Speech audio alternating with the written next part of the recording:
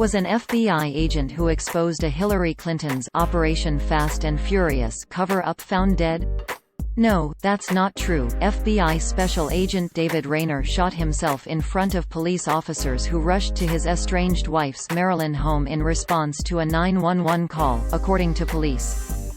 Raynor stabbed his wife to death before stabbing himself and then ending his own life with a gun, police said. This murder-suicide happened just hours before the couple was due in court for a custody hearing concerning their infant child. There is no support for the claim of any connection with former Secretary of State Hillary Clinton or the Fast and Furious scandal.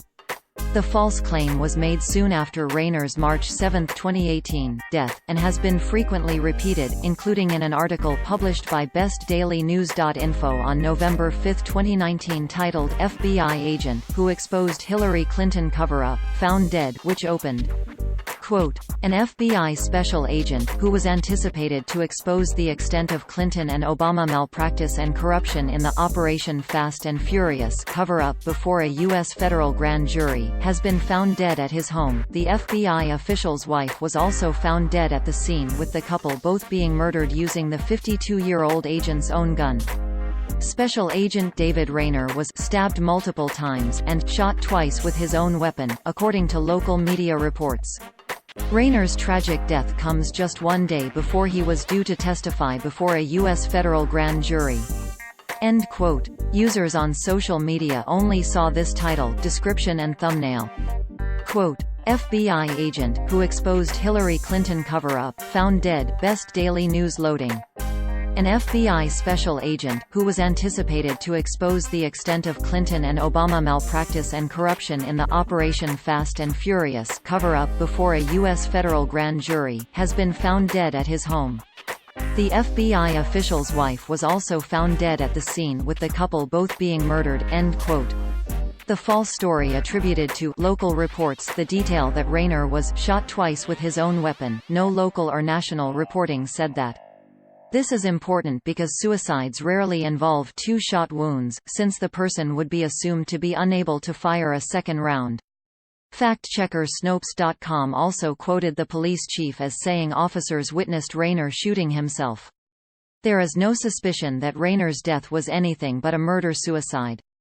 This is how WJZ-TV in Baltimore reported the story from the scene hours later.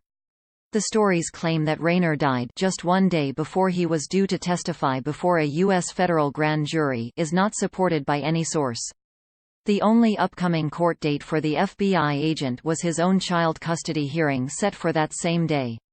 Court records, see them here, show his wife Donna Fisher filed for divorce a year earlier and a hearing was held on the day before their deaths and another one was set for 9 a.m. on the morning of their deaths. A version of the false article by neonnettle.com, which was copied by bestnewsdaily.info, also claimed that Baltimore police detective Sean Suter, who had been fatally shot in November 2017, was also scheduled to testify before the same grand jury.